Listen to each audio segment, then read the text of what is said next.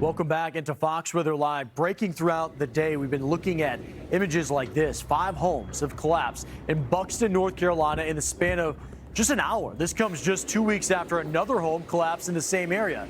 In total, 17 homes have collapsed on the Outer Banks since 2020. That includes the 5 from today. We do have drone video that was shot by Jenny Kuntz. She's a photographer with Epic Shutter Photography. Both hurricanes Imelda and Umberto are bringing this rough surf that they're dealing with right now in dangerous conditions all throughout the Carolina coast. Of course, the Outer Banks feeling the worst of it. I'm joined now by Jenny Kuntz. Jenny, before we get to the new homes that collapsed, could you kind of safely walk around and show us what you're seeing right now in Buxton? Sure. So here is the area where the house all fell in. And here's somebody coming out of one of the broken houses. Here's some destruction. Can you see what I'm shooting? Yes, we can see all that debris. Is that from one home, or is that all the homes kind of combined? It's from all 5. Wow. Yeah, it's all 5. So up here, can you see where I'm pointing? Yes. So that's where the first house collapsed, right next to that greenhouse. That was the yellow house. And then the two next to it, you can see the staircase here. There was 2 houses, yes, there were 2 houses here right next to the yellow house in between the debris and that little stand boardwalk straight ahead that's still standing. Do you see that? Yes.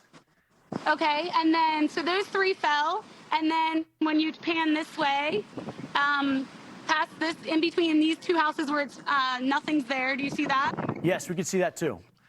Okay, so right there was where the other 2 fell. So that's a total of 5. Wow. And Jenny, I know you've been, photographing this and using your drone. Can you kind of walk us through what you've seen with the coastal erosion over the last several years? Well, so it's been rapidly increasing over the past, I would say, at least 6 years, where I've just seen this increase. Every storm is a lot more beaches taken away.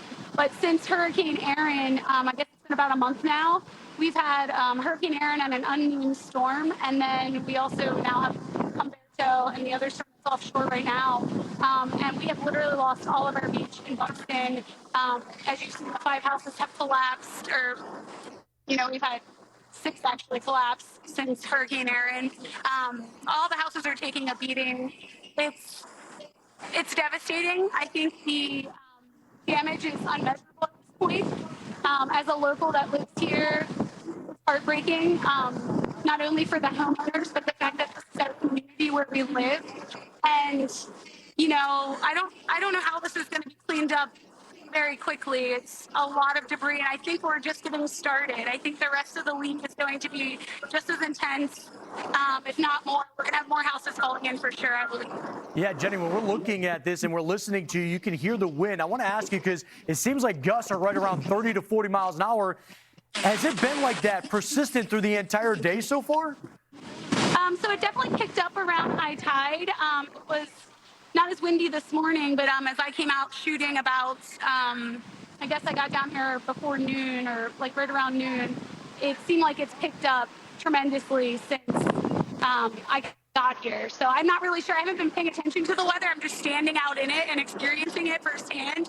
And I haven't had time to breathe because it's just been one thing after another with these homes falling. And I think I'm still in shock. I don't think I fully have processed what's happening around here.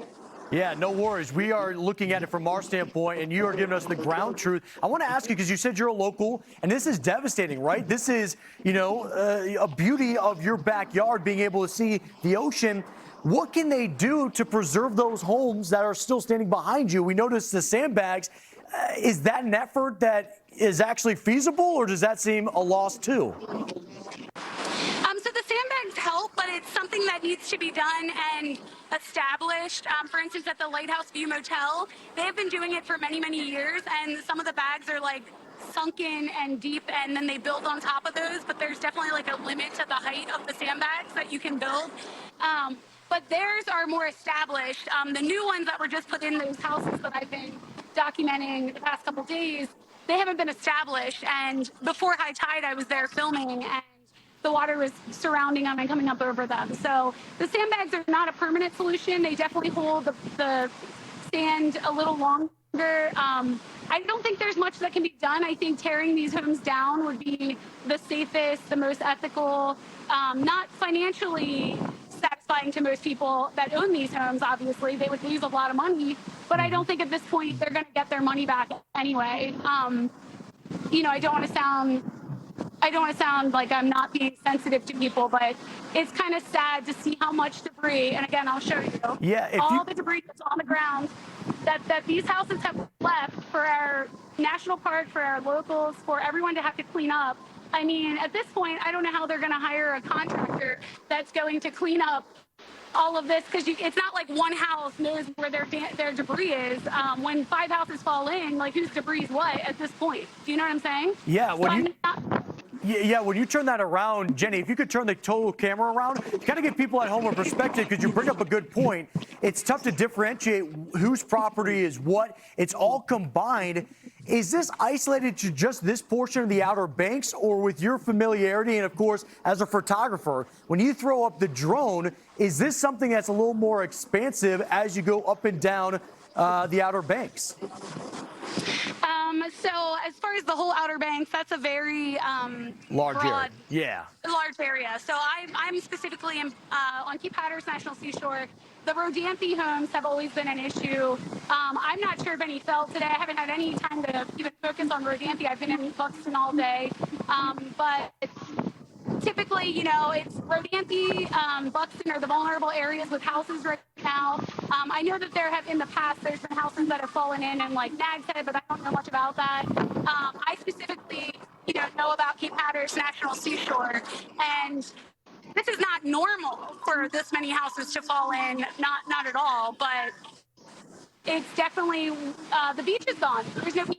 So what's going to happen? They're all going to fall. And Jenny, I want to ask you about the ones that are still standing. You had said, hey, this is scary because it's going to be an ongoing threat. Do you see any vulnerability in those homes? Because, I mean, when we're looking at it, it seems like they're in the ocean already standing there. That just shows you, like you had mentioned, there's no beach. Yeah, so those houses are all hanging on by a thread. A lot of them are missing a lot of pilings that are holding them up, and they're slowly losing more and more. Some of the homes are braced and a little bit stronger, but for the most part, they're all vulnerable. And this week's just getting started with the weather, so I imagine there's going to be many more that fall. Scary to think. And Jenny, I think we saw a video from you yesterday. It's not just even the ones that are on the outer edge. Wasn't there some water actually getting into the? It looks like a kind of like a neighborhood there. Could you kind of give us a sense of how far that water actually moves inland? Yeah, so the water comes from these oceanfront houses and goes all the way across Highway 12. Some of the people I spoke to, I've been on the oceanfront all day, but people who have driven here have said that the road got closed and they had to park and they had to walk over here because they shut down the road to this area for a little while. I think it's opened again, but the water was flooding onto Highway 12 from the oceanfront. So I'm not really a great judge of the distance, but I would say probably a mile or so of water flowing through. And we've seen that before, but there was more beach then. Jenny, can you, because I know you said you've been going all day long, you're trying to absorb everything you're seeing, you're kind of in shock. Can you kind of tell us the emotional toll of this? Because we see families out there, everybody's staring at this. You're a local, you take pride in what your coastline is. These are your neighbors, and now you're seeing it reduced to something that's unrecognizable right now. Yeah, it's super tragic. Like I said, I'm still processing all my emotions right now. I don't really think until I get home tonight and sit down. The swell is actually pushing all this debris up behind me.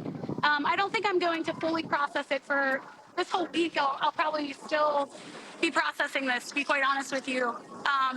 You see stuff on TV, you see it in movies, you just don't ever think it's going to be you or your neighborhood. And I've seen houses fall, but this is way more destruction than just a couple houses falling. So, and there's so many houses that are at risk right now, and so much, it's just so devastating. It truly is just devastating. And Jenny, I mean, we have to think these storms that are doing this right now are hundreds of miles off the coast, and it's still able to create all of that energy and coastal erosion. I want to ask you something. When I was reading up on this, they talk about the the beach nourishment, or I guess it's nourishment for the coastline. Can you kind of give us a sense for those that don't live there, what that actually means? And is it something that's sustainable, or is it a project that, you lose all of it every time a storm comes in?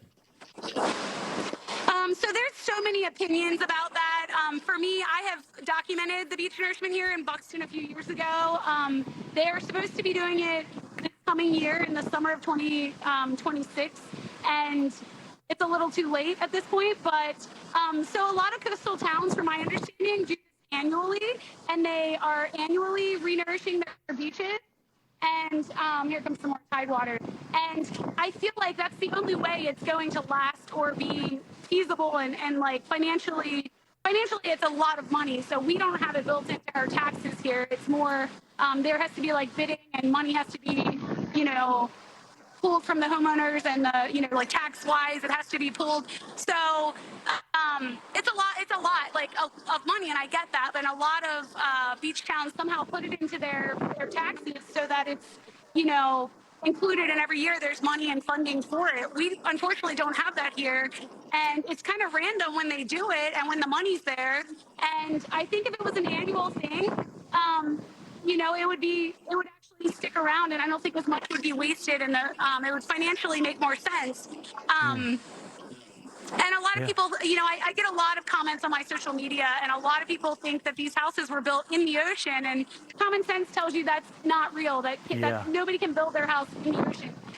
So this has been years of coastal erosion, but it has rapidly increased over the past, month. Like, so much so that I can't even believe it. Like, my photos from last spring till now of Buxton are just, it's almost like not even, you can't even recognize it. Yeah, and it's so important that you're documenting this as a photographer. Thank you so much for showing us. Please be safe. Jenny Coons with Epic Shutter Photography, thank you for your time and insight tonight here on Fox Weather.